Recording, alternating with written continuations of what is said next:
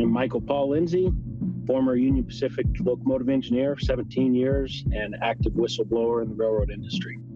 All right. Well, welcome everyone to another episode of Working People, a podcast about the lives, jobs, dreams, and struggles of the working class today. Brought to you in partnership with In These Times magazine and the Real News Network, produced by Jules Taylor, and made possible by the support of listeners like you. Working People is a proud member of the Labor Radio Podcast Network, so if you are hungry for more worker and labor-focused shows like ours, follow the link in the show notes and go check out the other great shows in our network. And please, please, please support the work that we are doing here at Working People so we can keep growing and keep bringing y'all more important conversations with workers around the country and beyond every week. You can support us by leaving us positive reviews of the show on Apple Podcasts and Spotify. You can share these episodes on your social media and share them around with your coworkers, your friends, and your family members. And of course, the single best thing you can do to support our work is become a paid monthly subscriber on Patreon for just $5 a month. If you subscribe for $10 a month, you will also get a print subscription to the amazing In These Times magazine mailed to your home every month. If you haven't subscribed yet, but you want to get access to all of our great bonus episodes that we've published over the past 6 seasons, we average about 2 new bonus episodes a month. Just head on over to patreon.com/workingpeople. That's patreon.com/workingpeople. Hit the subscribe button and you'll immediately unlock a whole lot of awesome bonus content. And you'll be supporting the show because, you know, we've got thousands and thousands of folks who listen to the show every week. But as I've mentioned before, less than 1% of those listeners are actual Patreon subscribers. So they are really carrying the load for all of us and keeping the show going. So thank you all so much for supporting us. My name is Maximilian Alvarez, and we've got a really important episode for you guys today. You know, it's no secret to anyone who listens to this show or follows my work here or at the Real News Network, over on Breaking Points, or if you follow the great work of my colleague Mel Buer, you guys know that we have been very committed to covering the ongoing struggle by railroad workers across the freight rail industry here in the United States to, you know, fight against the Wall Street-led corporate takeover and destruction of the industry and, you know, a vital component of our supply chain. You guys heard us all throughout the past year and a half interview railroad worker after railroad worker. We talked to conductors and engineers like Michael Paul Lindsey, our guest today. We've talked to carmen. We've talked to maintenance of way folks. We've talked to dispatchers. You know, we've tried to give you guys access to as many rank and file voices of the people who actually make this industry run. And this is an industry upon which basically every other industry depends. Like, you know, everything that you buy on the shelves at the supermarket was on a railroad car at some point or another, right?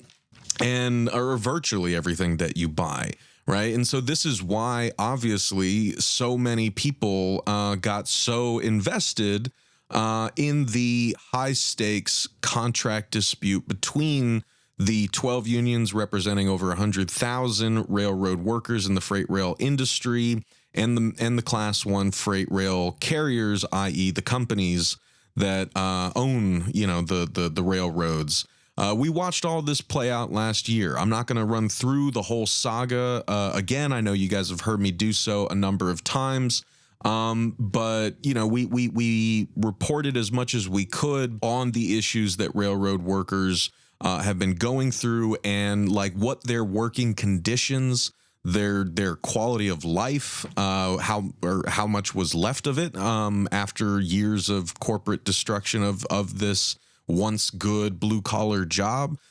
We talked about how those kind of worsening working conditions for workers on the railroads were indicative of the larger sort of system change that has taken hold of the railroad industry. The same, corporate philosophy that focuses exclusively and intently on slashing operating costs year after year after year, cutting labor, cutting maintenance, cutting basic necessary safety measures, all for the purposes of jacking up prices on shippers, reducing labor costs, piling more work onto fewer workers, making their work more unsafe, more unbearable, making the trains longer and heavier and more unwieldy. Also that the railroads could end up in the position that they are currently in, where they are raking in billions of dollars of profits every year. The railroad industry is more profitable than it has ever been. Stock buybacks, shareholder dividends, executive pay have all gone through the roof in recent years. This is what the corporate-led destruction of everything looks like in one industry. But I think one of the reasons that so many of us got so invested in this struggle is because we see in the railroads a tale of the destruction of our very society, right? Because these are the same arrayed forces that are, destroying everything from Hollywood and the entertainment industry. Right now, writers and potentially actors are on strike, fighting against very similar dynamics where, the greedy studios are destroying everything that we once loved about Hollywood so that they can maximize their profit and minimize their operating costs. We see this in healthcare with nurses and hospital staff going on strike, fighting against the sort of, just parasitic conglomerates that are owning so many of these hospitals and that are pushing nurses to the breaking point, piling more work onto fewer people. Is this sounding familiar? Giving them untenable nurse to patient ratios so that they can't provide the quality of care that they were trained to give. And many of them are fleeing the industry or leaving hospitals that desperately need staff, just like is happening on the railroads. Railroad workers are quitting at record numbers because they can't take it anymore. So you guys get the point. The point that I'm making is that what has been happening to the railroads is happening to so many other industries. It is happening. We are feeling the effects of it in so many other realms of our lives. And that is why, as always, we need to be there to support the workers who are actually taking a stand against this crap, because the government isn't taking a stand against it. Corporations aren't going to change their ways out of the goodness of their own hearts, if they even have hearts left. So it's got to be up to us. And I think, we saw some really hopeful signs of people rallying behind railroad workers like Michael Paul Lindsey. But we still have a very long way to go. This is still very much a David versus Goliath story. And, sadly, Goliath has, no qualms, no scruples, no shame when it comes to doing everything that Goliath can to squash the Davids of the world, to silence workers, to force us into unsafe and untenable working conditions, and just beat all will out of us so that we accept our subservient position in their grand profit-making scheme. And, Michael Paul Lindsey, our guest today, has been a truly courageous freedom fighter in that regard. And I don't use those words lightly, right? Paul was instrumental in the contract dispute last year, when so little was being reported on that contract dispute in the mainstream media, especially from the side of the workers. Paul was out there being a whistleblower. He has built up a sizable following on TikTok. He was using that TikTok channel to communicate information to other railroaders as well as the general public about what he and his fellow railroaders are going through on a day-to-day basis. And then also I had the honor of interviewing Paul for Breaking Points. We've interviewed him at the Real News Network. And when I was doing the rounds, last September, and then again, when we were approaching a potential rail shutdown, in late November, early December, Paul and I were doing the full court press, trying to get on as many other outlets and shows as we could to make sure that people knew what the hell was actually going on and why they needed to support workers like Paul. And it didn't stop there. We all know the story, and I know I'm going on a lot, and I promise I'm gonna toss it over to Paul in a second. But I really want to make sure that everyone kind of like remembers the long kind of march that we've had over the past year and a half to get to the conversation that we're going to have today with Paul. But we all know what happened in December. Scab Joe Biden, as well as Republicans and Democrats in Congress, conspired to crush a potential railroad strike, force a contract down workers' throats, essentially endorse all of the bad, greedy practices by the rail carriers, giving them no incentive whatsoever to change their ways, to address the issues that workers like Paul have been whistleblowing about and screaming about to anyone who will listen. And then the mainstream media kind of moved on at the end of the year. And what happened on February 3rd, just a couple months later, East Palestine, Ohio, the catastrophic Norfolk Southern train derailment there, which, as people who listen to the show know, has completely destroyed and upended the lives of everyone in that area, including the railroad workers who were on that train, right? And so if rail companies and the government had actually listened to people like Paul, they could have seen a catastrophe like East Palestine coming, and they could have done more to prevent it. But alas, they did not. And that brings us to our conversation today, because Paul was there like he was last year during the contract fight. He was there posting updates on his TikTok channel. He was there whistleblowing about the conditions on the railroads that contributed to the avoidable catastrophes that we're seeing, like all the derailments around the country, including the catastrophic derailment in East Palestine. And how did Paul's employer reward him for that? They fucking fired him, right? And we here at Working People, we at the Real News Network stand in solidarity with Paul. We, unquestionably condemn what we see as a very clear-cut case of retaliation for whistleblowing, because, everything that Paul has said has been in the public interest. He has a deep, deep level of expertise and experience in this industry. The information that he has been bringing to the public is information that the public deserves to know, because these trains are going through our neighborhoods. They're going past our houses. They are causing damage to our communities like East Palestine and beyond. And so the public has a right to know these things. Paul has spoken nothing but the truth about the conditions on the railroads, and for that, he has been summarily fired by Union Pacific. And so that is the context of our conversation today. Paul, I'm incredibly sorry that you are going through this, and we are sending nothing but love and solidarity to you. And I promise listeners, we're going to dig into all of this insofar as we can, given the kind of current and pending litigation. But we're here with this sort of exclusive one-on-one with Paul to sort of talk about his life and work on the railroads, to talk about, where we are right now in this country, in the rail industry, and how his career over the course of the past 17 years, right, he has seen the destruction of this industry. He has tried to do something to stop it.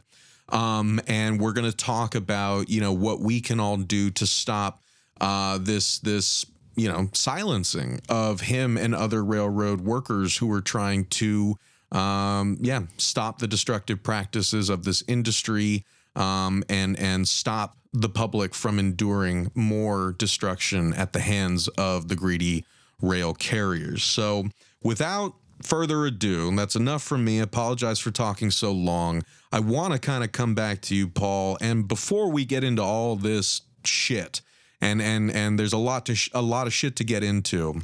You know, like I mentioned, you and I have done a lot of interviews together. We've texted, we've communicated throughout this whole saga. And like I said, you have been an invaluable source of information throughout all of this. But we've never had you on the show to sort of do the full working people treatment and get to know more about your backstory and kind of how you came to work on the railroads, how you came to be the person that you are. So let's do that first. I've been wanting to talk to you about this for a long time. So tell me about where you grew up, and yeah, like just kind of like what life in young Paul's world was like. Well, I sure appreciate you having me on, Max. It's always great to do a segment with you and talk with you, and I really and I appreciate the kind words. I feel kind of undeserving there, but yeah, I grew up in several places. Actually, it's kind of a weird story. Most of my life growing up was in California, but I also lived back east in Georgia for a little bit, Tennessee for a little bit. But everywhere I lived as a kid, I was always following the trains. I always loved the trains. There's a lot of funny stories related to it. I mean, I used to lived at my grandmother's house in Tifton, Georgia for a while. We would go on nightly walks. We'd always go by the Norfolk Southern line out there. And back in California, I used to watch the Southern Pacific trains prior to the merger going by. And I always loved the railroads, always wanted to work for the railroad, and always wanted to be an engineer. And that continued my entire life. And it wasn't just an obsession with trains necessarily. You know, I really genuinely just loved the railroad, loved the industry. I even had books on it. Like, for example, there was a book back in the 90s, The Railroad, What It Is, What It Does. And it was all about the industry and, how it works, the technological changes, how, rail cars are built and detectors. And it's just kind of a dated book now, but it still is very, it's just one of the many books that I ingested over the years to kind of learn about the industry. I'm a huge follower of the history, the industry. I have a whole collection at home. It's actually in storage now. Yeah, books are in storage right now because I've been traveling, but I have quite a collection of railroad-related books, especially Southern Pacific and California related. But trying to have a good understanding of the industry and its history, where it's been and where it's going. And I know that growing up, I always would see lines that were abandoned or pulled out of service, and wanted the industry to grow and hope there would be a need for them again. And unfortunately, all I've seen all of these years, from being a kid and from working at the railroad myself, is the railroad shrinking itself into effective oblivion. Shrinking itself into almost obscurity as an industry now, while the rest of the world is developing technologically to actually modernize its rail systems into the future. And everywhere I've traveled to, I always try to kind of observe the railroads from an outsider perspective. Like when I traveled to Ukraine a few years ago, and I got to see some of the trains going into the central station in Kiev, and even they, being, let's say, maybe outdated rolling stock and motive power, they were still fully electrified, and they ran a very, very efficient operation. And just this spring, I was in Italy going 190 miles an hour on a train, and it's amazing to see. You didn't even need to look at a schedule, because you just knew if you showed up at the station, there'd be a train leaving within 10 or 15 minutes. And it just works over there. Other countries are investing into their infrastructure, and I see how we have a highly consolidated rail system that has consolidated into larger and larger monopolies. And throughout my career at the railroad, which started in 2006, I've just seen more money be diverted from the physical plant of the railroad itself into stock buybacks. And and then I've also seen this change in culture at the railroad. When I started in '06, you could see it in their advertising campaigns. Back then, companies like that still advertised, and I remember these commercials, these Union Pacific commercials. They were "Building America" was the slogan, and we're still kind of running in the years after 9/11, the patriotic movement. They put the American flags on their locomotives, and they had these commercials. You can still look them up on YouTube, and just this deep voice of the narrator describing their powerful history of building and growing the United States, and you see this train, of the same colors of the sunset going across the screen into the distance, and Union Pacific, building America, and it made you proud to work for that company, and over the years that image has just gone away, and they keep changing their image to not even care about their public image anymore, not care about growth, not care about image. I know maybe it's anecdotal, but it was just such a shame. This last year, I observed that I happened to be off for 4th of July, the parade. There were 3 different parades in Pocatello, where I live. And they had all the employers in town, all the big business. And here is Union Pacific, the largest, oldest employer in Pocatello. And they did not have any presence there. No pride in the community. They didn't even have a maintenance away truck with someone throwing candy. Nothing. And that's one of the major cultural shifts that I've seen in the industry, is just the disregard and contempt for the general public. And then also the share buybacks, where they would happily divert money that could go into growing and modernizing, electrifying, becoming a 21st century railroad, and diverting that into share buybacks. Every single quarter, every single year, for I don't even know how many years now, but I've been following it. They consistently put more money into share buybacks than they do their infrastructure, bridges, tracks, better rolling stock, electrification, better wages. They don't do it anymore. And it almost seems like the industry now that I love, and I love the industry. It seems like the industry that I love is ruled by people that would rather see the railroad eventually go bankrupt, fold into itself, and receive a bailout, because they know it's too big to fail. They know they're just like the airlines. They're just like the banks. They can make any irresponsible business decision they'd like, and eventually they'll just be bailed out and given a golden parachute. The people responsible won't be held accountable. And that's what's been happening in the industry. And it was this kind of shift that made me want to be vocal and speak out against what's been happening. And I knew the risk, and I knew that eventually they were going to come after me for it.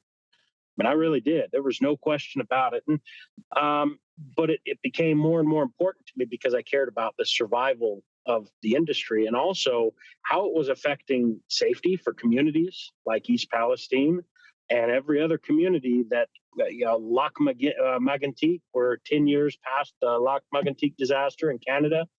And really, safety practices, maintenance practices especially, have just essentially fallen off a cliff.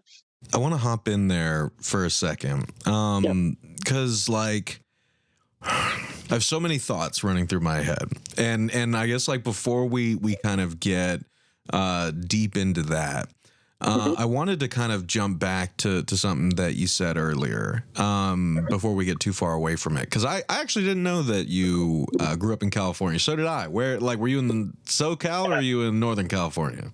Southern California. So same here. So Ventura, I spent a lot of time in Ventura, California, and then also Paso Robles, California. I was there for a little bit. I still have family in the Central Coast, San Luis Obispo, Tascadero, Robles area there. And I just spent 3 weeks down there. That's one of my favorite places in the entire world. And I'd live on the Central Coast again if I could justify it financially right now. But really what's been tying me to Idaho has been the railroad for all this time, because seniority has just held me in Idaho. But California is where I started work at railroad too. I started in Oakland in fall of 2006, and that was after I'd been deployed to Iraq in the Marine Corps most of the year. And after the deployment, dropped to the reserves and hired on for the railroad out of the Bay Area.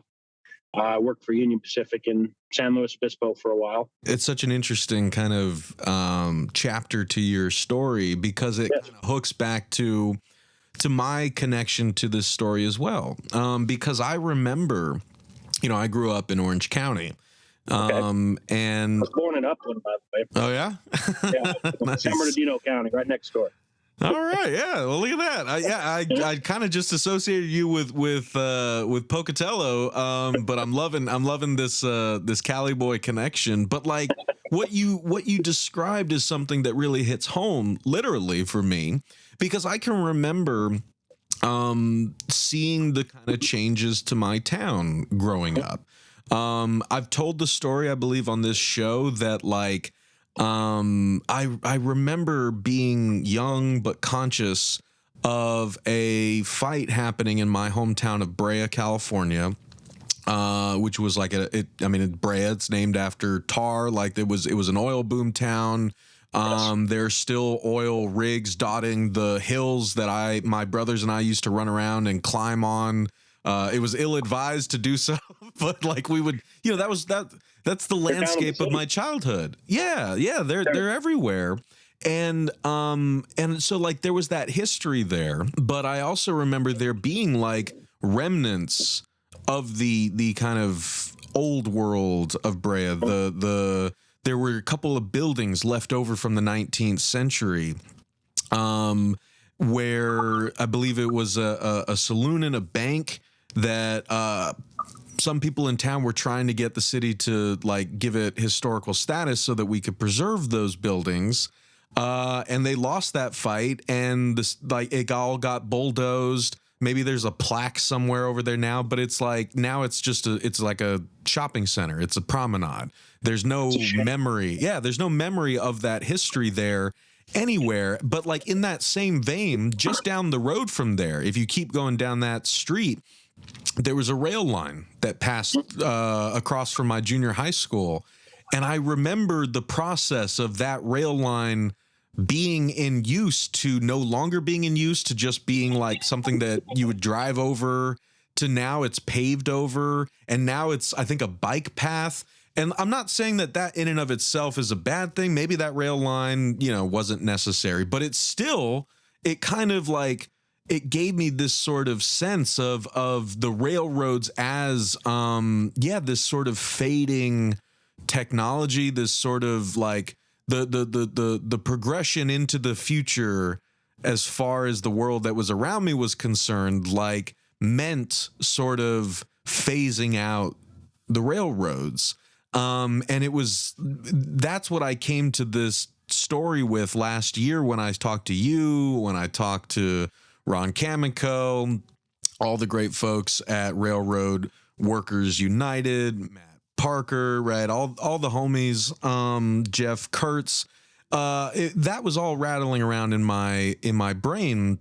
And then it kind of became clear to me that it was like, oh, like that wasn't just like, that wasn't a natural progression. In fact, railroads can and should be part of our future. But like what I was actually witnessing without realizing it was what you just sort of described, like the kind of slow destruction of a vital industry, not because of technological progress, but for, increasing profits for executives and shareholders. That was definitely part of it, but it began long before that, because you see, if you go back to the 60s and 70s, we also started building subsidized highway systems and interstates in the United States.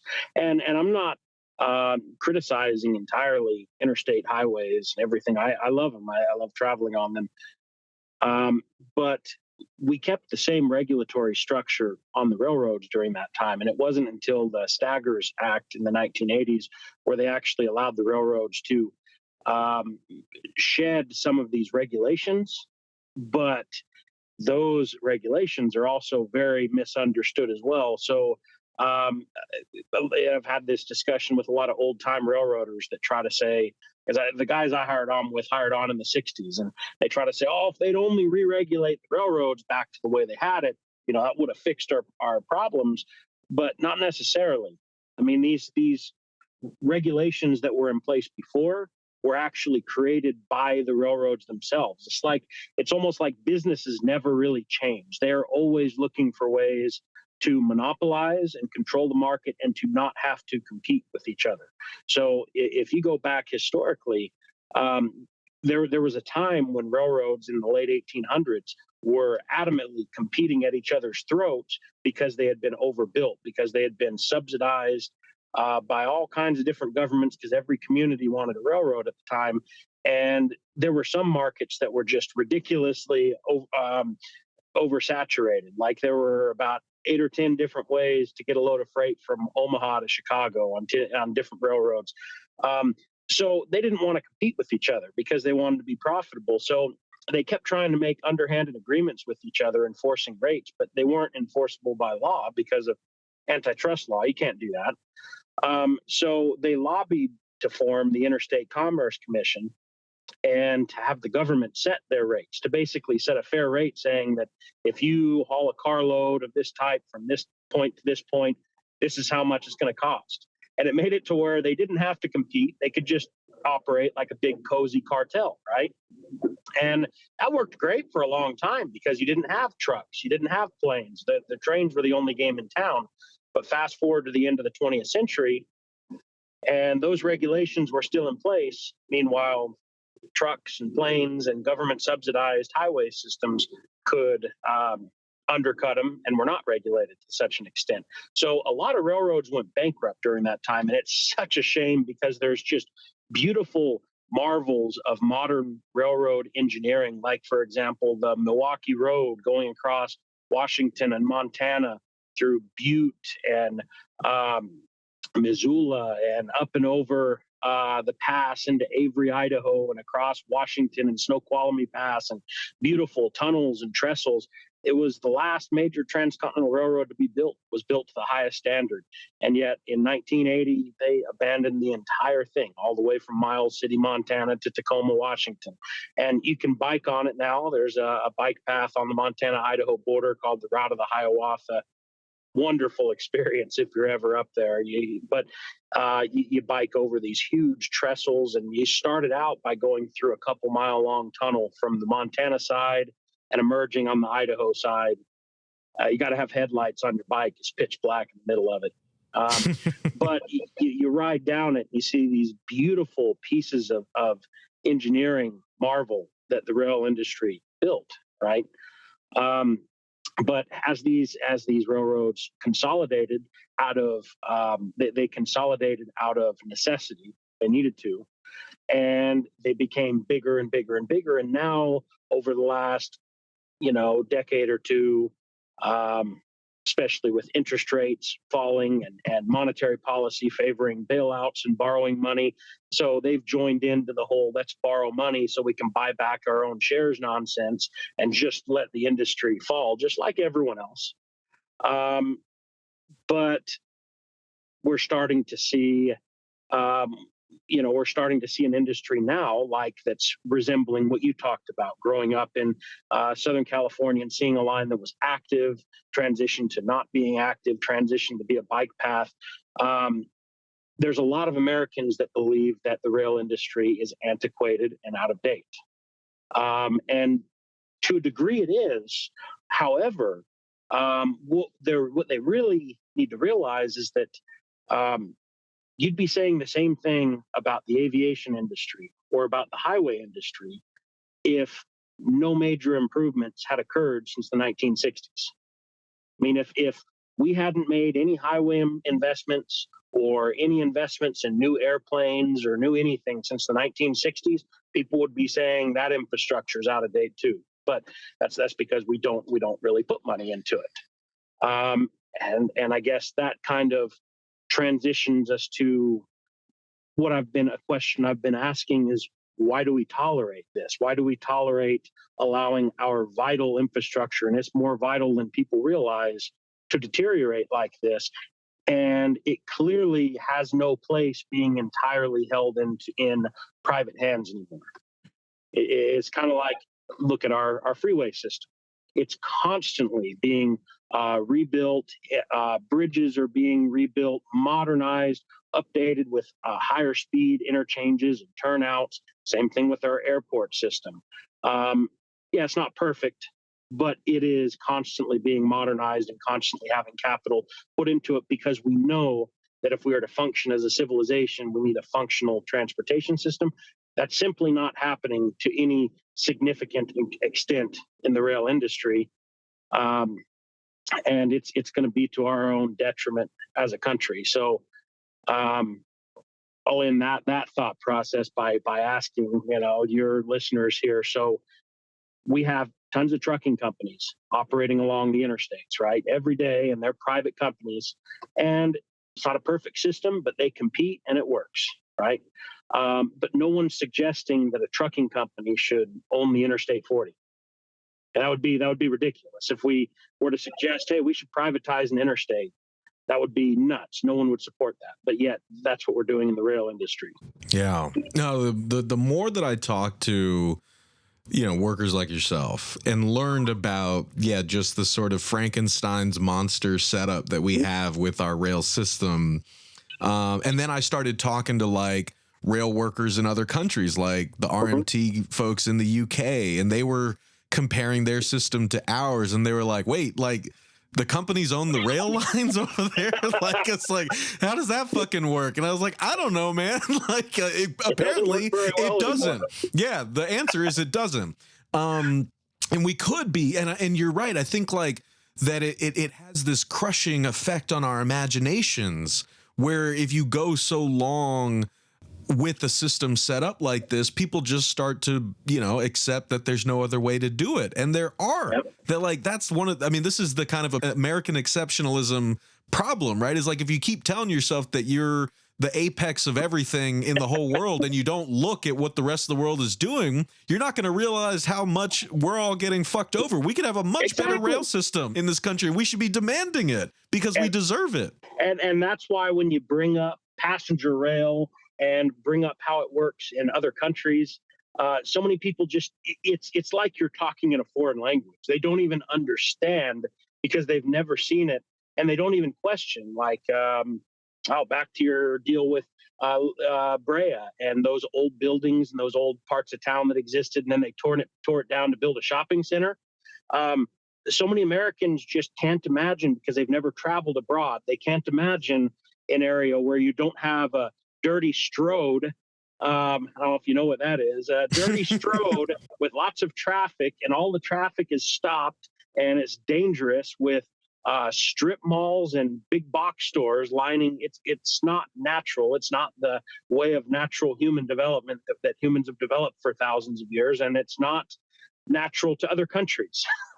Especially when you leave North America. It's kind of a uniquely North American problem, because Canada has that problem as well with the sprawling car-based development for everything. But if you've never seen it, then you're not going to understand it. You're not going to understand it. And like, again, this is why it's so important for people to hear your side of the story and not just the company side, which, like, in the media, if we hear about these issues at all, we generally only hear about the company side. Like, and I wanted to kind of talk a bit about your experience, like, as a worker in that industry. Again, like, we're working our way up to the kind of clusterfuck that you and I were talking about all through last year, and the Union Pacific firing you for whistleblowing about it. But before we get there, I want to go back to a young Paul, veteran coming off deployment, going up to Oakland and starting to work on the railroads. Like, what What was that like? Granted, like, after doing so many interviews with railroaders over the past year and a half, I actually do feel like our listeners have a bit more of a sense of like what you guys do every day. But I still feel like I'm learning new stuff every time I ask this question. So, like, I guess just walk us through like your first few days, weeks, months. Like, what does that job entail? How did you acclimate to it? And then let's talk about how you have seen those changes take hold over the past 17 years and like what those changes translated to for you and other workers on the railroads themselves. Okay. Um, first few days, weeks, my first introduction to the railroad. I know I did my interview session. It started out with a hiring session where they had a whole room full of people that had been called in. We were in the upstairs floor at the Jack London Inn in Oakland, Jack London Square, and there was a whole room full of people. And this whole story here will show you the difference in the standard that the railroad used to try to set on new hires versus today. So the first thing they always did is try to scare everyone in the room away from the line of work. They tell you, oh, you're going to be working every holiday, every weekend. You're going to be on the job nonstop. Your wife's going to divorce you. Your kids are going to hate you. You're going to develop an alcohol problem. You're going to, everything else. They just tried to do everything in the world to get people to scatter, and the room just slowly emptied more and more. The people that were left, they give a reading comprehension test. And that was one of the first things you passed. And the reason for that is because we operate on the General Code of Operating Rules, and that describes how you keep trains from hitting each other. They're both running both directions on the same track. So you've got to have very specific, very unambiguous ways of describing how these movements are to take place so the trains don't hit each other. And so the first thing they do is they give you reading comprehension tests. And then after that, we went to lunch, and they told us they'll call you if you're to come back for an interview.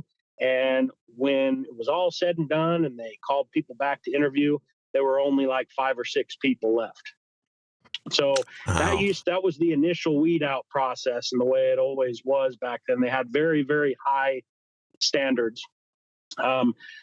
Anyway, long story short, I started class up in Roseville, California, and stupid memory. I'd just gotten back from Iraq. I was, I hadn't driven in a long time, and it rained that morning. And oh man, I just about rear-ended somebody, sliding on the rain. I forgot how to drive apparently during my deployment, but made it in there on time, fortunately, because they had they no questions asked. If you showed up late the first day, you were done. You're automatically gone. Even if it was 30 seconds late. I saw that happen to a few people. They showed up 30 seconds late the first day, and they're like, sorry, we're not interested. You can leave. Wow. So that was the kind of high standard that was set. Fortunately, I was very punctual. So, and I've always been that way throughout my career. Not I. So I guess my imagination of like I've often thought, I was like, man, what if I ended up working on the railroads? What would that look like? Apparently, you just gave me my answer. I wouldn't have made it past the interview phase because the Alvarezes are a famously unpunctual people. Well, the standards have dropped a lot because they've run all of their employees off, and so many people have quit or retired early or just left. And that's why they're giving out these big hiring bonuses now. And it's unbelievable. They're trying to go to federal regulators and get the FRA to sign off on doing a lot of the training remotely now in class. Or like on a Zoom call, do online training for your new hire stuff, which obviously you're not going to be able to observe people properly, weed them out, or anything. The amount of safety standards for new hires they've just thrown it out the window because all they want is to hit their 55 operating ratio. That's all they care about now.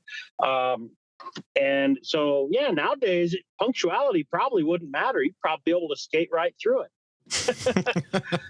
So well, after talking to you guys, I think I'm fucking good. Like, after seeing what you guys have been through and the way that this industry treats its workers, I'm all set. But like I want to talk about that. And keep going, keep tugging on this thread. Tell us more about the kinds of what goes into being an engineer and the kind of routes you would take, kind of things you'd haul, and when and how you started seeing that standard, that high standard that the industry was setting for you and the people that it hired started to change. Well, most of my career I worked as a conductor. The conductor, works as the second person on the crew. They're the ones in charge of the train. So everything behind the locomotive's back, also everything that needs to be done on the ground, adding cars to the train, removing cars from the train, switching cars, communicating with the engineer, speed restrictions, and everything else. But taking engineer promotion is the next promotion. It took me 8 years to have enough seniority to take that promotion. And it was a long 8 years waiting because I was itching to, get over there and learn how to run trains, and so definitely my career changed from a personal enjoyment perspective a lot more when I got to finally go to take my engineer promotion. I did during my time as a conductor. I got to do an immense amount of things during that time. I worked in a lot of places, worked all over California. How I ended up in Pocatello was we were kind of in the early phases of the slowdown before the financial crisis in the fall of 2007 now. And you always see slowdowns on the railroads first. They start to slow down first before everything else does. And they were looking for people around the country in different places. And they called and said, I put in my name to transfer somewhere else because I didn't want to get furloughed. And they said, well, do you want to go to Pocatello? And so I gave up my seniority, started my seniority over in Pocatello. And that's how I ended up there. But since then, I've temporarily worked in Chicago, worked in San Antonio, worked in parts of Utah, Elko, Nevada, Grand Junction, Colorado. Been a lot of places. But when I finally got to take engineer promotion, that is when you really, really you just become a much better employee, I think, as an engineer. Not maybe employee is the wrong way to put it, but a better railroader, because engineer training was intense. It's intense for various reasons. For one, if you are a conductor and you have a whole career in front of you, there's a lot of people that just never take promotion because they're not interested and they stay conductors forever. If you take engineer promotion and you fail out of it, you don't have a job anymore. You can't go back to being a conductor. So that's the first thing, is when you take promotion, you just know that you need to pass it. If you want to have a career, you need to pass it, because once you start, you're committed. And it was a solid 6 months of working nearly nonstop. And part of the training was down in Salt Lake. And this was your classroom and simulator training. And we went there 2 different times. And I really enjoyed Salt Lake in a lot of ways. It was interesting. They had one room that was devoted all to air brakes and all of the subsystems of air brakes. And I thought I understood the air brake system in rail cars beforehand. But after that, it had like a full miniature setup. By miniature, I mean it had all the full life-size parts of the locomotive, the control console, the brake cylinders on the cars, but all consolidated into about 20 feet going across the room. So it basically simulated having 2 locomotives and 2 freight cars and an end-of-train device on the rear and all the moving parts. And you could play around with a full real-size control console and see how all the systems function together. You learn very, very in-depth into G-Core rules. And then part of your day, so G-Core and air brake rules, all the rules that we operate by, and all the context, every sort of scenario and context, and maybe scenarios that you didn't understand because you'd never seen before, related to just weird situations. And then part of your day was classroom, and the other part of the day was simulator. And every day was a scenario. And you got the paperwork the day before of the scenario, how big your train is, your max speed limit, your tonnage, and what line you're going to be on. And, they would try to compete. You'd compete for speed, fuel efficiency, and, also on train handling, because it rates all of your draft and your all of your draft, which is your pulling force, and your buff, which is your compression force, and all of your other lateral and vertical forces. It counts all that and measures you and pumps out a score. But there's also an FRA score, your license score, which if you do something that's an FRA decertifiable offense in there, it zeroes out that score and you automatically fail it. But they intentionally try to do that to you, and everyone gets decertified on the simulator while they're there, because that's the place to do it, is to learn, and then you never forget that rule again. I remember one day in particular, and it was a scenario, and they hyped us up. They're like, hey, so tomorrow it's a speed run, and we're going to measure you on distance covered and time, and we're going to compete, and whoever gets the highest score, they're going to win a prize, basically. And so they're distracting us on the prize, and I spend all this time at home trying to learn this route. I even looked it up on Google Maps and in UP timetables and tried to learn the speeds on this segment, and was all ready to go. And I started the scenario started, the train was already moving about 15 miles an hour, and I'm like, okay, I'm in a permanent 60 mile an hour, I'm going to get it up to speed. Well, I forgot we hadn't seen a signal yet. So per the G-Corps rules, you were initiating movement, and you have to be at what's called restricted speed until your leading wheels pass the first governing signal that relieves you from being at restricted speed. It's a catch-all rule. I won't go into depth on that, but it's one of the most important rules we have. And somehow I missed that. I'm all focused on the speed because they're intentionally trying to distract you. And man, I thought I was doing great. I'm zipping along, and okay, I got this 40 mile an hour curve coming up. I'm going to set some air and get down for it. My instructor comes behind me. How you doing? So, what was your last signal? And that's when it hit me. Wow. God damn it. I just failed the simulator run. And then I still had to go through the whole thing, but that's trying to simulate like distractions coming up. You're going along down the rail, and something comes up on the radio, and radio communication going on, and a car coming up on a crossing that looks like they're not going to stop, and a speed change coming up, and maintenance away workers coming up ahead, and a Form A speed restriction, and a Form B, all these overlapping distractions. They're trying to do that. So, but then you come back to Pocatello, and you do months and months of working as a student engineer with a qualified engineer, and you're just back to back to back nonstop. And also during this time, it's a pay cut. You actually take a pay cut while you're doing the training.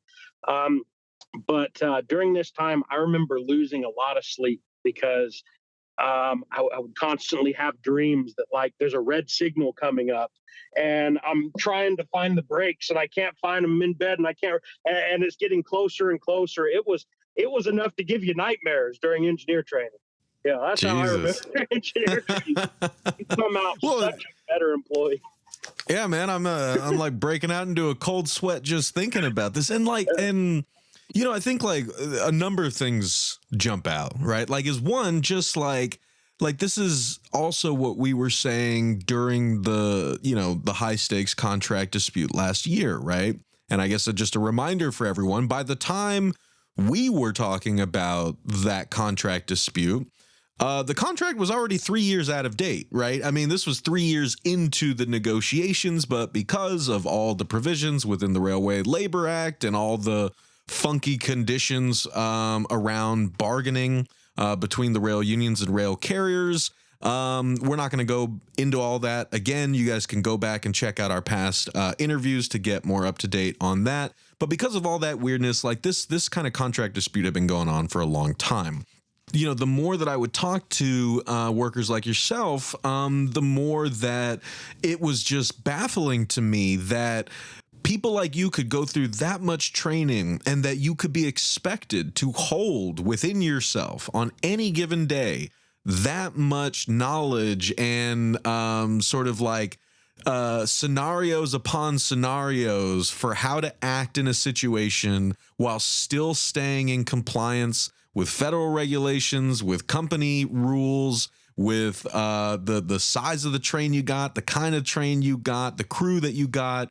Like, it just feels like it kind of reminded me of when two homies who we've had on the show before as well, the great Zach Patton and Skiff from the Longshore workers in Tacoma. When Zach and Skiff were on the show, they were describing to me this kind of practice that they have in the Tacoma port that's kind of particular to them, where you know, they load these ships that are docking there and are on their way to Alaska. And so you got these guys in like forklifts, like a small army of forklifts, like zipping up and down these ramps and in these tight quarters and stacking it as tightly as you can. And it just, hearing them describe it was like anxiety producing for me, because I was like, I don't know how you act in that situation. I would be so terrified by what could go wrong that I would end up causing an accident, because you almost have to you have to have that sort of state of flow. You have to be so intimately connected to that machinery. Yes. And so well versed in that knowledge that it becomes kind of instinctual, and you're able to like always be aware of the safety risk, but not be immobilized by them. I don't know, like repetition. I just have so much the tremendous respect I have for you and others who are able to do that is off the charts, which is why I guess this is the point I'm making. It was so baffling to me to hear that the railroads have been cutting their staff year after year after year, and that in fact they were trying to make that job harder for you guys by, you know, getting crews on trains that used to have like 5 people down to 2 and then possibly down to 1. And I was like, how the fuck does any of that make sense? Yeah. Well, while at the same time also running longer and longer trains that usually don't make it across the territory in the designated time allowed. So a trip that may have taken 7 hours in the past is now consistently taking 12 hours plus while you wait for another crew to come out and relieve you. I will touch on one thing there, Max. You mentioned about the labor dispute, you know, kind of hitting that a little bit, and how you mentioned earlier how Biden collaborated with big business to basically prevent us from strike, a work stoppage, you know, and the media talked all about a strike and the potential of a railroad strike. But actually, because it's railroaders are not allowed to strike. It's you know, against the law. They can force us back to work, which in a supposedly free country just seems obscene to even discuss that. But so it doesn't, the language of it does not specifically refer to a strike, though. It refers to a work stoppage. So being a strike from the labor side or a lockout from the railroad side. And I'm going to be one of the people that, one of the only people that has said this, and that is that there was an illegal work stoppage. It did occur, but it wasn't the employees that did it. It was companies like Union Pacific and Norfolk Southern that several days before the strike was even legal started shutting down ports and saying, oh, this is in anticipation of a potential strike and an orderly shutdown. They illegally broke the law and started shutting down the U.S. economy before the allotted date where we would be allowed to do that. And no one talked about it. Well, and like, just to like kind of contextualize that for listeners, because what Paul just said is really important. And you're right. It was driving me insane on this end, on the media side, hearing so many outlets that had paid no attention to this struggle until like we were literally at the 11th hour in September of 2022. And we were at that moment when a rail shutdown like could potentially happen. To your point, and like I said, I won't run everyone through my whole spiel on the Railway Labor Act and all the stages that we had to clear in order for a strike or a lockout to become legal, like Paul said. But because labor relations on the railroads are not governed by the National Labor Relations Act, they're governed by the Railway Labor Act, which was passed in the 1920s.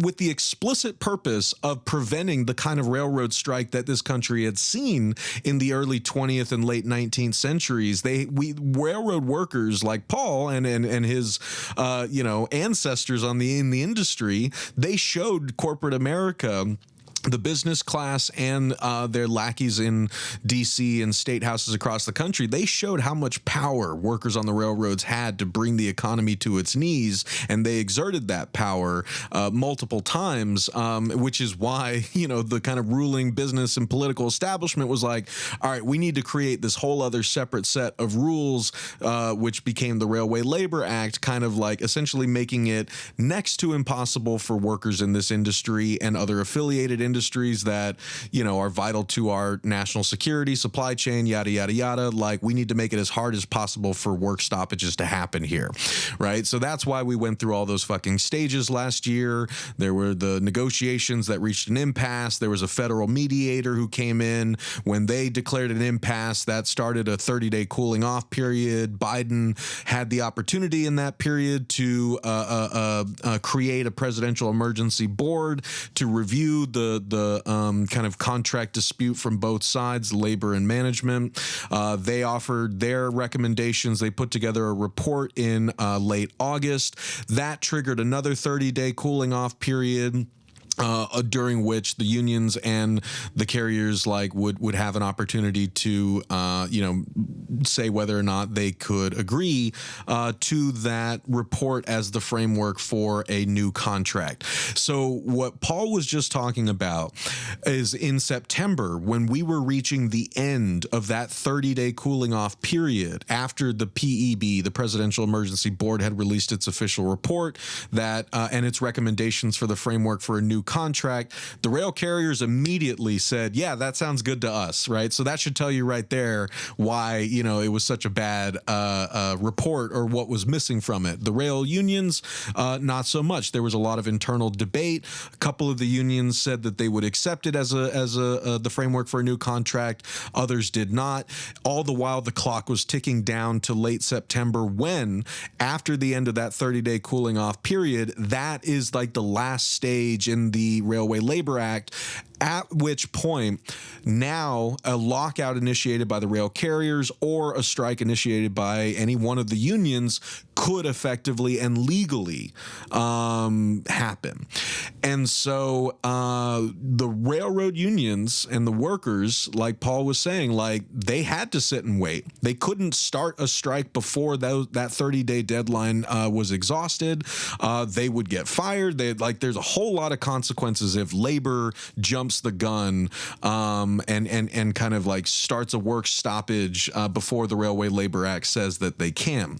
And yet, the rail carriers, a week before that 30-day deadline was up, started, doing slowdowns, started embargoing freight, started closing down lines. They started they started holding the rest of the economy hostage by violating the Railway Labor Act.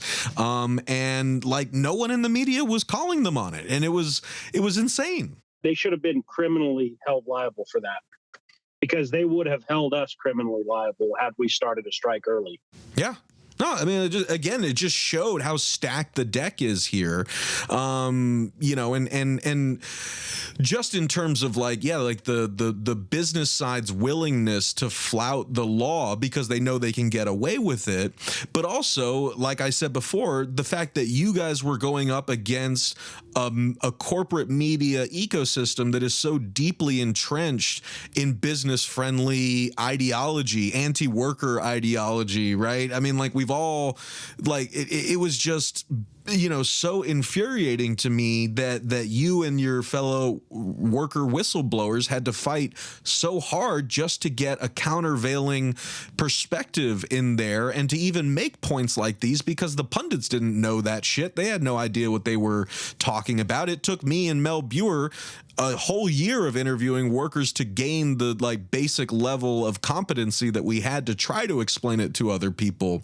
And so I could go on all day about this, but like I want to kind of like hook that into kind of like our final round in this conversation, because I want to make sure we give ample time to talk about kind of the situation that you are in now and what people can do to support you.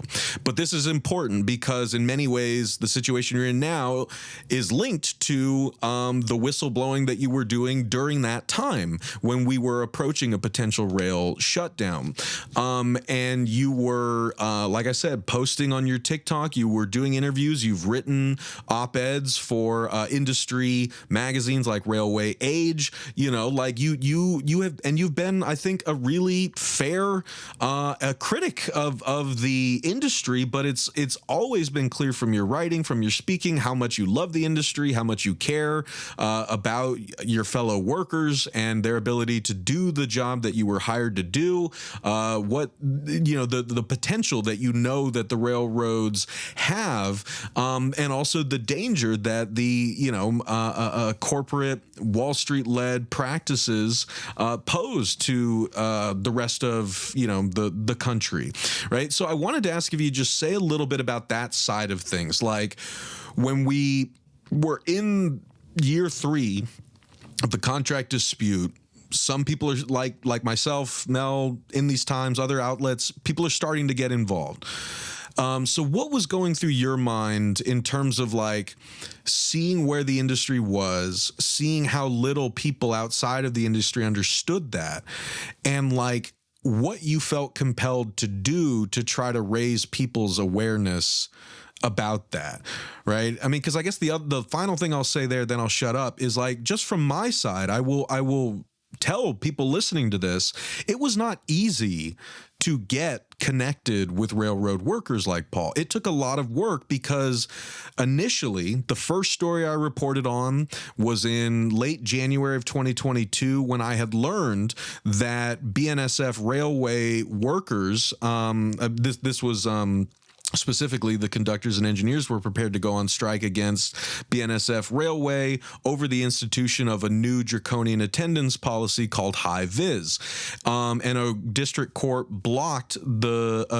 judge blocked workers from striking, allowed the policy to go into effect. So that was kind of a prelude to what we would see happen with Biden and Congress and so on and so forth. So I tried to connect with people at that point, and all I heard from workers was like, I'll talk to you off the record, but you cannot use my name. You for the love of God, please don't tell anyone that you spoke to me because I will get fired. So right off the bat, it was very clear to me. It was like, this is an industry that is so kind of tightly controlled from the top down that the rank and file voices are being actively silenced, and that the public is not aware of the danger it is in because of that regime of silencing. And those are the conditions under which Paul himself took a really big risk and like I said, wrote op-eds, gave public interviews, posted on his TikTok. So that's kind of the sort of context here. Now, Paul, take it away from there and talk us through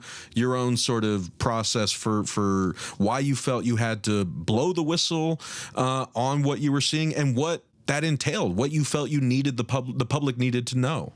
Yes.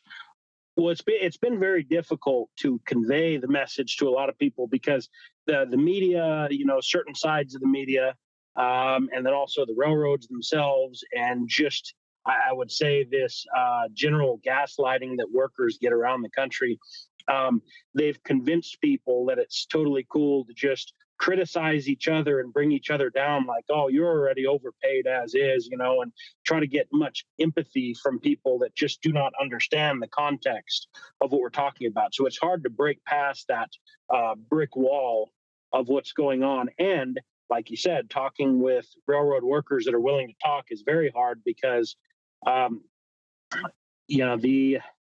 these are the same industries. These are the same companies that, oppressed racial groups that, willingly were totally cool with paying the Chinese less and letting them die on the job, getting blown up in tunnels and on rock faces. This is the same industry that just a few short decades ago was totally cool with preventing women and preventing African Americans from getting promoted and kind of keeping African Americans in low-paid porter and waiter positions and not letting them promote.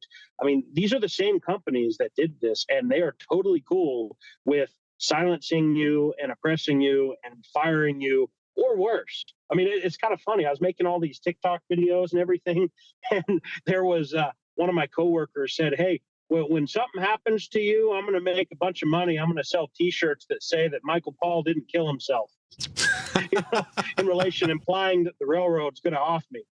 So this is Jesus, man. This is the mentality of these railroads that are perfectly okay with intimidating people that would dare to speak out against what they're doing. Anyone that would dare speak out against their business practices or anything else. And this isn't the first time that I spoke out against them. And give you an example. This is about 5 years ago. It was before anyone started talking about what's been going on with the bailouts and the share buybacks and everything else. If you go back about 5 years ago, the executive leadership at Union Pacific had a town hall meeting in Pocatello at the depot. And Lance Fritz, the CEO, and at the time, Rob Knight, the CFO, they were all there. And in front of everyone, I asked him why they were feeling it necessary to deplete our resources and to not invest in the railroad's future growth and to destroy our capital by buying back their own shares to such an extent. And they basically gave me the most polite screw you I've ever gotten in my life and talked down to me like I'm stupid. But, I have a business degree. I'm not stupid. I know what share buybacks are, and I know how they're financing their share buybacks. I called them out about it back then. But now people are starting to, it's hitting the mainstream. People are talking about it. And so I've kind of focused on, the Wall Street issue with the railroads and how they're owned, just like so many companies in this country, by BlackRock and Vanguard and State Street that try to squeeze every penny out of them, regardless of which industry it is and whether it even survives long term. But train length and the amount of staff on hand to service these trains was definitely a huge factor. So the railroads act like running longer and longer trains is just as safe as running shorter trains. But what it's actually doing a lot of times is blocking communities, blocking crossings, and between that tied with cutting locomotive maintenance staff and also cutting car maintenance staff, it's creating a lot of stress on the supervisors and the employees in those roles. So if, let's say, a 6,000-foot train comes into the terminal, it's pretty easily to comply with federal law and service that train and ensure that it's safe to go to get it out of town, and to spend, a proper amount of time per each car. But if that's a 14,000-foot train, like they like running, and they've cut the car staff down and they don't have as many, then it is very, very tempting to rush through that train and get it done and get it out of the terminal and send it on to the next because, God, I'm going to get my ass chewed if I don't get this train out of here. And that is a very real human action result of forcing these 14,000-foot trains through. Also, it feels like they're conducting unregulated experimentation on the public because these trains do break down more. They do run over the track slower. They run over any territory slower. And like, imagine if you have a 10-mile section of track and there's a 40-mile-an-hour curve at both ends of this 10-mile section, right? But you have a 14,000-foot train, almost 3 miles long, and your train's good for 60, but you have 40-mile-an-hour curves on both ends of this 10-mile section. You cannot pick it up to 60 until your very last car comes out of that 40-mile-an-hour curve, which is almost 3 miles. Then it's going to take a few miles to get back up to 60 again. And then you're going to have to slow back down to 40 again. So you might as well just go about 43, 44 miles an hour through that whole section, because by the time you get out of that 40-mile-an-hour section, you're almost up to another one. So the trains are moving slower. People's goods are moving slower across the system. And it's an unregulated experiment on the economy because people need their goods.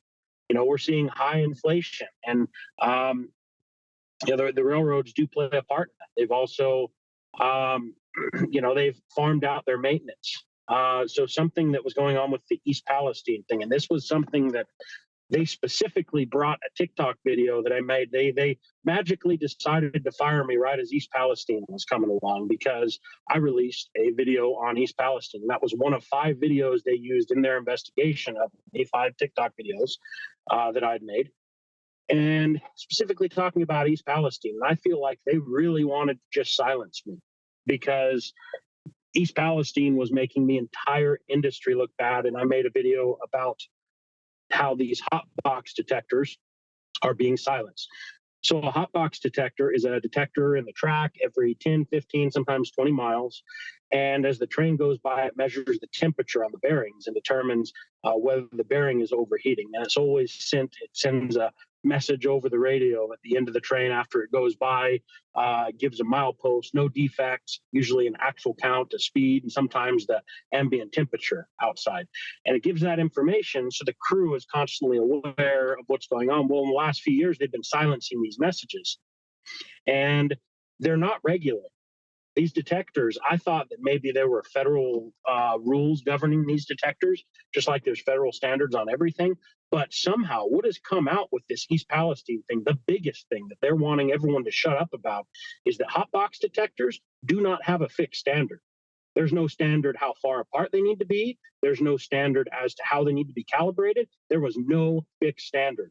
So it was people like me talking about this that got people really looking into that and wanting to talk about why the hot box detectors were being silenced. Well, what they were doing is they were silencing these detectors. And if, say, an alarm for a high temperature bearing went off, it would go to Omaha, like where the headquarters UP is, or whatever the headquarters is on the other railroads. It would go to their headquarters, to their bearing desk. Someone would review it and determine whether it was worthwhile to report it to the actual crew. I mean, that would be like being on a plane and they say there's an engine alarm that goes off and it goes to the airline headquarters and they determine whether they need to tell the pilots about it. It's ridiculous.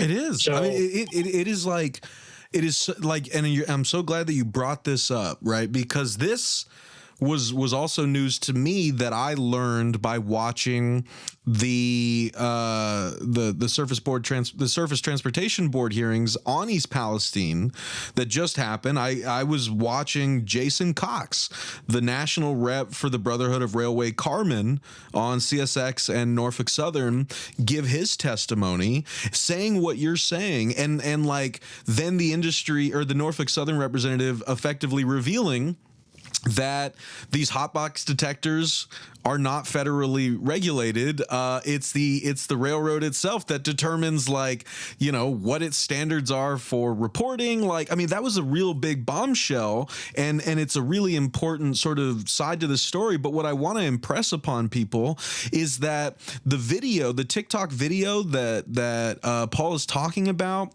the points that he's making about those hotbox detectors and why the public needs to know about them.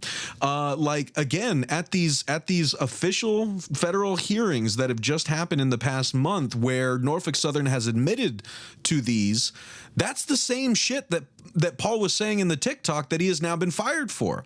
So it's like, and we're gonna actually they use that TikTok in their formal hearing against. Well, you know what? Let's pause real quick. Let's tee up that TikTok just so everyone listening knows exactly what we're talking about. So we're going to play that clip, and then we'll hop back here in 2 minutes. This is a hotbox detector. It's a device that inspects train axles for overheated bearings, like the one that caused the East Palestine derailment. As a train passes over one of these devices, it scans each bearing and gives the crew an exit message over the radio like this. UP detector, milepost 6.3, no defects. Total axle 619, temperature 25 degrees, detector out. The no defects message ensures the crew that all temperature readings are normal. Those detectors are usually placed about every 15 or 20 miles along the route. But over the last couple years, these monopoly railroads have shut off the alert messages on much of the system. Crews used to be alerted over the radio when a detector found a hot bearing. Now crews are being kept in the dark as to the true status of their train. Now when a detector senses a rising bearing temperature, an alert is sent to the railroading dispatch center, which is hundreds of miles away, and not to the crew. A manager or other useless middleman reviews the message, but usually allows the train to proceed. Now, if the bearing temperature continues to rise on future detectors, the crew's finally alerted that a bearing is trending hot, and the crew now knows to stop and inspect their train. Meanwhile, the train has traveled who knows how many miles since the first detector saw the problem. This practice has stripped away the ability to take corrective action by the crew, keeping trains with problems moving, and surely has saved the railroads money to buy back more of their own shares. But at East Palestine, their luck gambling with public safety seems to have run out. This is the route the train was following in the miles prior to the derailment. At Salem, a video caught the train passing as fire engulfed the wheel bearing. Also at Salem, a hotbox detector inspected the bearings on the train. The crew was not alerted to any problem. Now, had the detector given an exit message alerting the crew to the presence of a hot bearing, they would have stopped the train immediately and inspected. Instead, the unaware crew continued on east to East Palestine, where the next detector was located. But as we all know, by this time it was too late for the crew to take corrective action, and the bearing failed, derailing the train and causing an environmental disaster along a river which provides 10% of Americans' drinking water. Why was the detector at Salem not working correctly to alert the crew? Why are the railroads allowed to silence safety devices? Logically, there are only two scenarios which could have played out. Either one, the detector at Salem had maintenance problems and was not working, in which case they need to be held liable for gross negligence. Or two, the detector worked just fine, but the hot bearing message went to the dispatching center in Atlanta instead of the crew, and the train continued on, in which case the company needs to be held liable for gross negligence. It's time that Americans asked why giant unaccountable monopolies are allowed to own, neglect, and dominate our vital rail infrastructure while buying back billions of dollars of their own shares every year. Railroad workers have warned of the cuts to maintenance, longer trains, and utter contempt these companies hold for the general public. East Palestine will happen again if we continue to allow these companies to be unaccountable. Again, like, you guys can see why the rail carriers are so focused on silencing people like Paul, why they are so intent on creating this culture of fear among its workers that makes it so difficult for media makers and journalists like myself to connect with their workers, to get these kinds of stories and to learn about the real issues going on in this industry and how those issues endanger workers, how they hurt the economy, and how they put us citizens and our communities at hazard, right? I mean, like, this is if the public knows about these things, then we're going to start rightfully demanding that this industry be more tightly regulated, that the business practices of the major rail carriers be more tightly regulated, or even, as we've talked about over at The Real News, even perhaps like we should take the railroads into public ownership. This is a proposal that Railroad Workers United has been pushing for, and And, the rail carriers who are raking in record profits, of course they don't want that. So like they're going to do everything that they can to sort of create that culture and that environment in which this vital information does not make its way out to the public. And anyone like Paul who puts their neck out there to try to get that information to the public is going to face swift and severe repercussions for that. And like I really want to stress that in this country we have a important tradition of whistleblowing. We associate that tradition with great patriots like Daniel Ellsberg, Edward Snowden, W. Mark Felt, aka Deep Throat, Chelsea Manning, Julian Assange. I mean, people who, brought information to the public that the public needed to know. But we tend to think of that in terms of like exposing like government lies. And that's the only realm in which like whistleblowing is applicable. No, there are tons of statutes protecting workers under whistleblowing provisions, workers who take that step to, alert authorities, the media, about safety issues, about violations that are going unreported. Like, again, whistleblower protections mean that like information that the public has a right to know and needs to know, that is being actively suppressed, that people who are trying to get that information out are being retaliated against. Like, we have all of these whistleblower provisions to try to protect from those things. But like, you can very much be a whistleblower in an industry like the railroads. Like, if you are a rank and file worker or even a manager, like in many ways you could call Chris Smalls a whistleblower, right? He led a walkout at that Amazon warehouse in Queens over the company's like safety, COVID safety protocols, right? That is blowing the whistle. That is saying to your coworkers and to the public, something is going on here that is in violation of the law, that is in violation of basic, laws of civilization and humanity, and people need to know about it, right? Like, that is what we're sort of talking about here. And this is the kind of stuff that Paul was bravely and rightly and necessarily bringing to public view. But when the public started turning its eye to the railroads, especially after East Palestine, the carriers, they wanted to stamp that out however they possibly could. And here we are now with Paul, 17 years on the railroad, being ended because of that service that he has done to us and to this country. And it's not just me. Just so you know, I've been in contact with others. This is pure brute force intimidation. There have been people that have had my videos or other videos that people have made on the railroads on their phone, or had been messaged it by someone else, and the railroad found out about it and fired them permanently for having this content. Jesus. You kidding me? I mean, that is insane. Yeah. And like you said, everyone should have the right to be able to call out this unethical behavior from these companies that violates, basic societal norms, safety.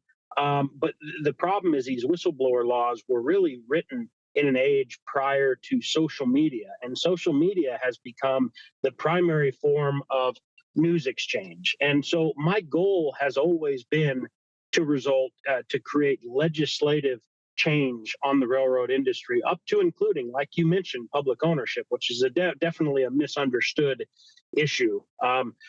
But legislative change. And the only way to get legislative change is to alert the public so that they can alert their lawmakers to make legislative change. And in past generations, that would have been through, rallies or the newspaper or something. But that era is gone. The way people do that now is via social media. And so the laws need to reflect that social media is protected speech. And these companies will argue that, we're a private company, the First Amendment, that doesn't apply to private companies. Well, then quit taking federal funding. As long as you guys take federal paycheck protection loans and preferential Fed loans and any assistance because you don't want to maintain your infrastructure yourself. So you want to take federal or state loans or grants or anything. Stop sucking on the tit of government and stand on your own 2 feet and don't be too big to fail if you want to be separate. Otherwise, you're essentially a wing of government if you're going to take money from the government. And yes, I have First Amendment rights to talk out against you. At least that's my thoughts. Fucking hey, man. Yeah. Say preach, man. I think that's exactly right. And I know that was, you made a really great point back in September when we were talking about the potential rail shutdown, right? And we were talking about the Presidential Emergency Board report from August and how the rail carriers infamously said that workers like yourself, bore none of the risk of the rail industry and thus were entitled to none of the rewards. And you rightly pointed out, you're like, oh, so all that money you guys got from Trump's tax cuts, like, was that risk or reward, right? Was that you taking a risk? Was that risk or was that investment? I'm confused. Yeah, it was. And their quote was as follows: the carriers maintain that it was their risk and investment that resulted in their profits and not any contribution by labor. And that's just amazing because labor is the ones that contribute their finite lives and existence on this planet and risk their safety and their times away from their family and children and everything else. And meanwhile, we're the ones that get taxed the most. And there were certain people that had, major disagreements with this union contract. But I had one in particular that really, really rubs me the wrong way, and I've mentioned it a bunch. For some reason, it just hasn't stuck with the union, even though I talked to the president of the BLE, Dennis Pierce, back when he was the president, and everything else. The union has not been on our side on this issue, and that is taxation on meals when you travel out of town. If you're out of town a couple 100 days a year traveling, there you bear an immense expense on having to eat out because you don't have the choice. And people could say, oh, well, just bring your lunch. What, are you going to bring a cold lunch 200 days a year? What kind of life is that? Sometimes you eat away from home and it costs a lot more money. It's a lot more expensive than eating at home. So it used to be that you could write off that expense at the end of the year, but the Tax Cuts and Jobs Act took that ability away when they changed the way that all that is calculated. So now railroaders can't really write that off anymore. So they lost their biggest tax deduction, and the railroads do not pay a proper daily per diem. So the IRS says, I believe it's $60 a day now, is when you travel out of town, is the portion of your pay that is to be paid to you tax-free as a reimbursement where you don't pay taxes on it. Instead, we get $12 because it hasn't gone up since the 90s. $12 to be gone for 2 days. And that affects your adjusted gross income. It results in higher taxation. Meanwhile, those companies and billionaires alike, they don't pay hardly anything in taxes because everything is written off as a write-off. Because if you're a business, you can write off everything in the world, but workers don't get that ability. So that's what really, really bothers me. And I do intimately understand how that's calculated. I've run little businesses of my own. I have a business degree. I understand the taxes and I understand how much railroaders are getting screwed. And it doesn't just apply to railroaders. It applies to any company that doesn't pay a proper per diem for their workers, Yeah. No, I think like that's, again, really powerfully put and spot on, man. I mean, like, it's just yet another example, right, of how workers like yourself are bearing the costs of this industry, and the executives and shareholders are reaping all the rewards, and they still have the gall to tell Biden's Presidential Emergency Board that you guys are taking none of the risk, right? That and thus, like, you deserve none of the shares of their record profits. It's just sickening, frankly. And like, I know I can't keep you much longer, and I want to sort of round the final turn here. I mean, we got so much more to talk about, but I just wanted to really put in a plea to everyone listening, right? We're going to link to other past interviews and that Paul and I have done, pieces that he's written. We're going to link to his TikTok. Like, please get these out there as much as you can. Make sure people know about what Paul has been trying to make the public aware of in terms of the rail industry and its destructive business practices and what that is doing to the workers, to the infrastructure, and to our communities. So please help us get the word out about that. But also, please help us get the word out about Paul being retaliated against and fired from all, like, three times. So this is what we're going to end talking about. You know, like I'm not going to be able to ask Paul about anything regarding like pending litigation. You know, so please just bear with us there.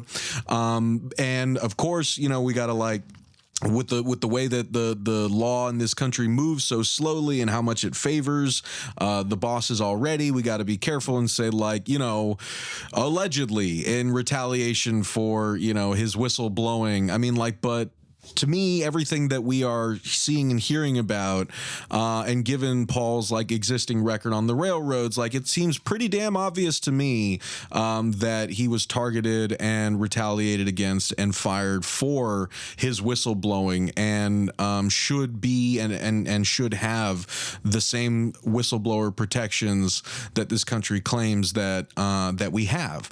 And so, Paul, I guess like take us around the final term, man. Like tell us about you know, what has happened with these firings, how you are doing, and what people can do to stand in solidarity with you. Okay. Well, yeah, February 24th was my last work day, and I've always had really good rapport with my local managers, get along fine with them and everything. And I don't think personally wanted anything to do with this. But on that day, after working a whole shift and all, I came into the yard office and they said, well, yeah, Omaha called and we're supposed to escort you off the property. That was my last work day. And it's amazing the time period on it, because it's right when the media is just exploding over East Palestine. And then also another derailment that had happened in Southern California, where an excessive tonnage train that had broken in half got away and derailed at 145 miles an hour. And so at some point, someone in Omaha decided to pull the pin and make the call and silence me on that. And they held 5 of my TikTok videos, held a formal investigation over my videos, played them. And I think it's funny. I also think it's kind of hilarious that off the record, the UP managers agreed with me on it. And they were quite impressed with the amount of views of it. But of course, they couldn't put that on the record for it. But yeah, they held 3 formal investigations. Now, one on that, right? So that's where it gets really interesting. So remember how I said this is an industry that has people in the background that makes calls, and they will smear and destroy the reputation and credibility of anyone that they see standing up against them. So it's bad enough they held an investigation, a formal hearing on this. That probably would have been overturned by the arbitrator when they looked at it. Well, they want to multiply that times 3 to see if an arbitrator will overturn it 3 times, because I referred to myself in the investigation just as I think any worker right now would feel toward these corrupt billionaire employers. And that is, I referred to myself as feeling like a slave to my work, to my industry, right? And they didn't like that. And so they held another formal investigation a few weeks later to fire me again for saying that I used a racial slur to talk about myself when I was referring to myself as being a slave to their company. And fuck off, man. Yeah, and then they held a third one that day that I didn't even know was going on until afterwards. We went straight into another formal hearing so that they could bring one more TikTok video that I'd posted into the mix, this time about the SEMA derailment and the train leaving the rails doing 140 miles an hour, right? So they hold 3 separate formal investigations, one on the original first 5 TikTok videos, the next for me calling myself a slave to them, and the next for another TikTok video, so that they can ensure that I'm silenced and can never be brought back to work by an arbitrator, is what they're trying to do. And it's unprecedented and it's unheard of in the industry. I don't know that anyone in the industry that's dealt with the union and formal investigations like that has ever seen someone investigated 3 times in regard to the same exact charge. I'm at a loss for words with that. That is insane to me. And I think, they blackballed me from the industry too there, Max. I've applied to multiple positions on Amtrak since then as a qualified engineer with a lot of good years of service. And I'm not getting any response from anybody because they blackballed me by essentially saying that, if you look at my service record now it shows that apparently I use racial slurs for referring to calling myself a slave. That is, that, I don't know what part to be more angry about. But obviously that part I'm very fucking angry about because this is just so cynical and so diabolical, right? Like to when you are talking about a worker who is given 17 years of their life to this industry, who knows, their job inside and out, who takes that work incredibly seriously, right? And, is raising the alarm about serious issues within that industry that are endangering workers, endangering communities, and ultimately, hurting the economy and the industry itself, right? So you have that situation. Amidst, the kind of other sort of dynamics we've talked about in the industry that have led this industry to pile so much work onto so few workers, to treat workers like crap, to constantly push people to, be on call, to devote every waking hour of their lives to this industry, so on and so forth. I can tell you firsthand as someone who's interviewed many railroad workers that they have also described to me that they feel like slaves to this industry. Because how else would you describe it when you are a conductor and engineer working under these oppressive draconian attendance policies that mean that you have to be on call 24/7, 7 days a week, 365 days out of the year. You can't plan your life. You don't have paid sick days, although some may now finally be getting a few paid sick days, but that didn't apply to conductors and engineers, by the way. Well, there you go. So then you're still fucked. So you don't have the ability to take paid sick days. You were literally at the beck and call of your employer. If you miss those calls, you are fired. You lose your paycheck. You lose all your accrued benefits, so on and so forth. So I wholeheartedly understand it when you and other workers say you feel like slaves in this industry because that is the position you've been put in. And then for the company to turn around and say, well, we're going to fire you for saying that because by calling yourself a slave, that's a racial slur. And then in turn for you to be blackballed from the industry because you have this company written note on your record saying that allegedly, you have a history of, or you were fired for racist comment, that, pardon my French, but that is fucking bullshit. It is. And this is the same industry, I'll say again, that literally oppressed blacks by holding them in low-paying porters and waiter positions until not that long ago, preventing them from being conductors and engineers. This company is the most morally bankrupt company in the world historically, and now they want to pretend that they have some sort of moral high ground to stand on. It's just amazing. Yeah. Yeah, man. It's funny you mention that, or not so funny. But if people go back to our own show catalog 2 months ago, I interviewed Brian Mack, a black conductor for CSX, who was also fired under very dubious circumstances that feel to me pretty racially motivated. And Brian himself talked about, what it was like for him to be a second generation black railroader. You can hear him describe in his dad's experience, trying to make a career amidst that kind of racist regime that Paul was just describing, that when he says that wasn't too long ago, you can hear that in the interview that we did with Brian Mack just a couple months ago.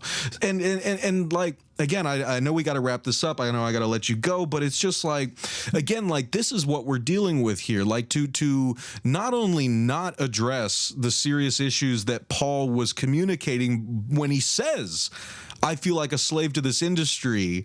Instead of addressing the issues that are leading your workers to feel that way, you fire them and smear them in this way to try to send a message to anyone else who dare speak out. Like, that is ultimately what we're talking about here. That is why it's so important for all of us to not let them get away with this, not let them push this under the rug, not let these issues just sort of fade from our memory until the next East Palestine or Loch Megantic happens. I am begging people to, and it's gonna happen. And it's gonna happen. Yeah. Like, it's not like derailments just stopped after East Palestine. We just haven't had one as catastrophic since then. We just had that derailment in Montana. Did you see the bridge collapse? Yeah, I did. So that is our infrastructure. That is our infrastructure that money doesn't go back into. That money goes back into share buybacks. It doesn't go into maintaining stuff like that. And I can tell you personally, and I hope the railroad is listening to this, but when I was down at my dad's recently, he lives right next to a bridge along a line in California that Amtrak uses every single day.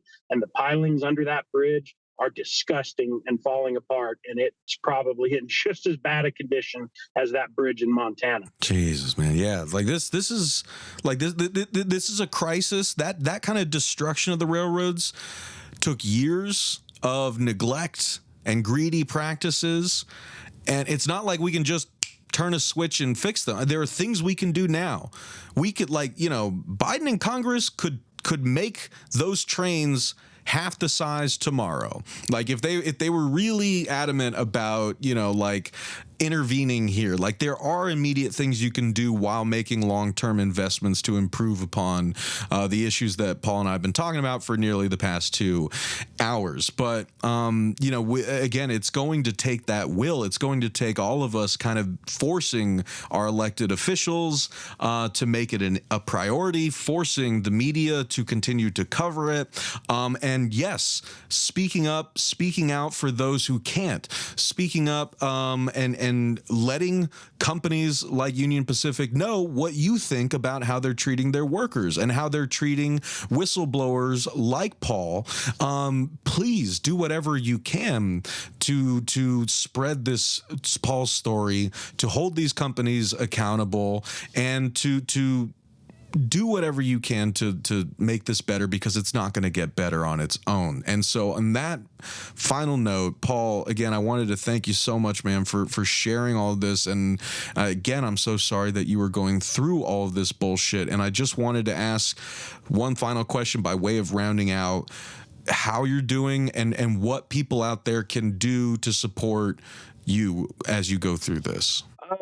Personally, I'm doing pretty well. I try to be. A few years ago, I acknowledged that I can't be 100% reliant on the railroad. So I tried to manage my finances and everything to where they're not hurting me. And I've been traveling around and finally trying to work on my health and just, doing some things I've wanted to do for a long time.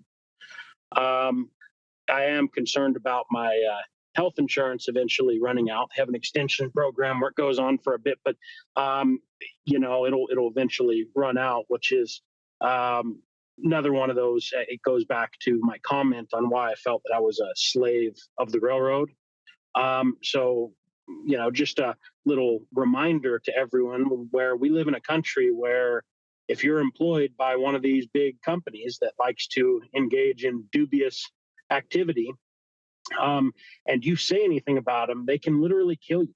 I mean, I've got obstructive sleep apnea from my time at the railroad, and I'm on blood pressure medication now, and they're taking my health insurance away.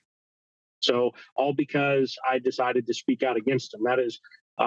That would definitely be another issue that I know, Max, you've probably covered, the issue of health insurance in this country.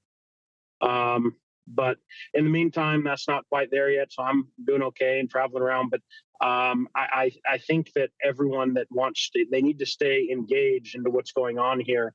And, it kind of relates to the TikTok thing. Don't allow people to talk about how TikTok needs to be banned. Don't allow your mind to believe this crap that they're trying to put out there. People get their news, their unbiased news, from passionate creators on outlets like TikTok.